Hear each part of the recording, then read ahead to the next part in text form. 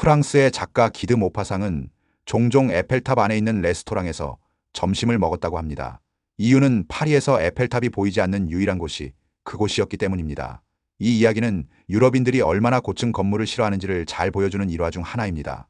고층 건물에 대한 유럽의 관점은 그들의 문화와 역사에서 비롯된 여러 가지 이유가 얽혀 있기 때문이죠. 유럽은 세계 경제에서 중요한 역할을 하며 전 세계적으로 생산되는 모든 재화와 서비스의 21%가 유럽에서 만들어지고 있습니다. 하지만 고층 건물의 수는 전체 고층 건물 중 3%에 불과하다는 사실이 있습니다. 이는 유럽이 경제적으로 매우 부유한 대륙임에도 불구하고 고층 빌딩의 수가 상대적으로 적다는 점에서 흥미로운 사실입니다. 그렇다면 왜 유럽은 고층 빌딩을 선호하지 않는 걸까요? 그 이유는 단순히 공간 부족이나 건축 기술이 부족해서가 아닙니다. 유럽의 고층 건물에 대한 시각은 역사적, 문화적, 경제적 이유가 복합적으로 작용하고 있습니다. 고층 건물에 대한 정의를 살펴보겠습니다. 국제 건축 기준에 따르면 고층 건물은 보통 35m 이상의 높이를 가진 건물로 정의됩니다. 이는 대략 10층 정도의 건물에 해당하죠. 하지만 요즘 고층 건물은 150m 이상이 되어야 진정한 고층 빌딩으로 인정받고 있습니다. 이는 약 40-50층에 달하는 높이에 해당합니다. 세계 초고층 도시 건축학 퀘시티버에 의한 통계에 따르면 현재 전 세계에는 약 7,212개의 고층 건물이 존재하며 그 중에서 유럽에는 200개 정도만 존재합니다. 유럽에서는 고층 빌딩이 적은 이유가 무엇일까요? 유럽의 도시들은 고대 그리스와 로마의 영향을 받으며 발전해왔습니다. 이들은 좁고 복잡한 골목 구조를 지닌 자치, 도시 국가의 형태로 발전했기 때문에 고층 건물보다는 저층 건물이 더 효율적이었습니다. 유럽의 많은 도시들은 수백 년 동안 상대적으로 낮은 건물들을 중심으로 발전해왔습니다. 특히 르네상스 시대부터 유럽 도시들은 광장과 성당을 중심으로 이루어졌습니다. 파리와 로마 같은 대도시들이 그 대표적인 예입니다. 이 도시들은 역사적인 건축물을 중심으로 발전했으며 이러한 건축물들은 오늘날에도 유럽 도시를 특징짓는 중요한 요소로 남아 있습니다. 유럽의 많은 도시들은 500년 이상의 역사를 자랑하는 곳들입니다. 로마나 파리, 런던, 바르셀로나, 암스테르담, 쾰른, 빈 같은 도시는 2000년이 넘는 역사적 유산을 보유하고 있으며 이러한 유산을 보존하려는 노력이 지금까지 이어지고 있습니다. 유럽에서 고층 건물이 적은 이유는 단순히 역사적 배경만이 아닙니다. 경제적 요인도 큰 역할을 했습니다. 유럽의 많은 도시는 급격한 인구 증가보다는 점진적인 성장을 겪어왔습니다. 이는 공간 부족 문제를 겪지 않았다는 뜻입니다. 예를 들어 피렌체나 빈 같은 도시는 성벽을 허물고 새로운 건물을 짓는 방식으로 점차 발전해왔습니다. 하지만 미국이나 중국처럼 급격한 인구 증가와 도시화를 겪은 지역에서는 고층 건물이 필요했습니다. 시카고나 뉴욕은 급격히 늘어난 인구와 상업 공간의 부족을 해결하기 위해 고층 건물을 건설했지만 유럽은 그런 급격한 변화를 겪지 않았습니다.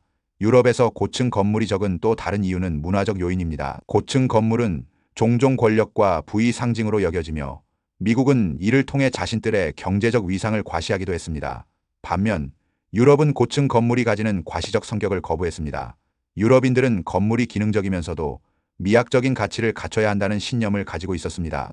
또한 고층 건물은 시각적으로 도시의 경관과의 조화를 깨뜨릴 수 있기 때문에 유럽의 도시 설계는 시각적 조화를 강조해왔습니다.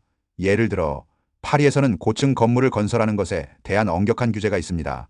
파리 시내에서는 12층 이상 건물을 세울 수 없으며 이는 도시의 아름다운 스카이라인을 보호하려는 의도에서 나온 규제입니다. 20세기 중반 유럽은 두 차례의 세계대전을 겪으며 경제적 어려움과 심리적 상처를 안고 있었습니다. 복구와 문화적 자존감 회복을 위한 노력 중 유럽은 고층 건물을 세우는 대신 기존의 건축물을 복원하는 방향을 선택했습니다. 이는 유럽인들이 자국의 문화와 전통을 되살리고 이를 통해 자존감을 회복하려는 마음에서 비롯된 것입니다. 최근 유럽에서 고층 건물에 대한 태도가 점차 변화하고 있습니다. 유럽의 대도시들에서 고층 빌딩은 미래지향적인 디자인으로 점차적으로 등장하고 있으며 파리의 라데팡스, 런던의 시티 오브 런던과 같은 지역에서는 고층 건물이 집중적으로 들어서고 있습니다. 이는 도시화와 인구 증가에 따른 자연스러운 변화이기도 합니다. 하지만 여전히 유럽에서는 역사적 건축물과 현대 건축물이 충돌하지 않도록 하는 노력이 필요합니다. 브뤼셀화 현상에서처럼 고층 건물이 문화유산을 훼손할 가능성에 대한 우려가 여전히 존재합니다. 유럽에서 고층 건물이 적은 이유는 역사적, 경제적, 문화적 요인이 복합적으로 작용했기 때문입니다. 그러나 이와 같은 특성은 유럽의 도시 발전에 있어서 큰 장점으로 작용하기도 했습니다. 유럽의 많은 도시는 전통과 역사를 보존하면서도 지속적인 발전을 이루어 왔으며 그 결과로 세계적인 문화유산을 간직하게 되었습니다. 이는 다른 지역에서는 찾아볼 수 없는 유럽만의 독특한 도시 풍경을 형성하게 되었죠.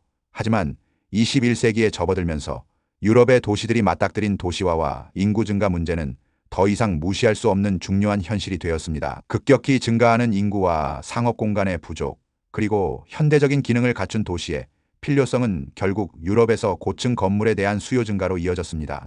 유럽의 대도시들에서는 지속 가능한 개발과 스마트 시티를 위한 방안으로 고층 빌딩을 점차 받아들이고 있으며 이를 통해 도시 내 공간 효율성을 높이고 있습니다. 고층 건물의 등장은 단순히 경제적 필요에 의한 변화뿐만 아니라 기술 발전과 친환경 건축의 관점에서도 중요한 의미를 가집니다. 스마트 빌딩, 재생 가능 에너지를 활용한 친환경 건축물이 늘어나면서 고층 건물은 단지 높은 건축물 이상의 가치를 제공하고 있습니다. 이러한 변화는 기술적 혁신과 환경적 지속 가능성을 동시에 추구하는 방향으로 나아가고 있습니다. 또한 유럽의 고층 건물들은 단순한 상징물이 아닌 현대적 기능을 갖춘 효율적인 도시 공간으로 자리 잡고 있습니다. 그러나 유럽에서의 고층 건물 발전은 여전히 문화적 가치와 전통을 지키려는 노력과 함께 이루어져야 합니다. 유럽인들은 과거와 현재를 이어가는 건축적 균형을 중요하게 생각하며 고층 건물이 전통적인 도시 경관을 해치지 않도록 하는 엄격한 규제를 유지하고 있습니다. 이와 같은 규제들은 단순히 건축 높이를 제한하는 차원을 넘어 도시의 문화적 정체성을 지키기 위한 중요한 역할을 하고 있습니다. 미래에는 유럽의 도시들이 고층 건물과 전통 건축물 간의 균형을 어떻게 맞출지에 대한 지속적인 논의가 있을 것입니다. 유럽이 계속해서 전통적인 건축물을 보호하면서도 현대적인 필요를 충족시키는 방법을 찾는 과정은 도시 발전에 있어 중요한 과제가 될 것입니다. 고층 건물은 이제 유럽 도시의 미래와 전통을 아우를 수 있는 중요한 요소로 자리 잡을 가능성이 높습니다. 결국 유럽의 고층 건물은 단지 건축물을 넘어 문화, 기술, 경제가 융합된 지속 가능한 도시 경관을 만들어가는 핵심적인 역할을 하게 될 것입니다.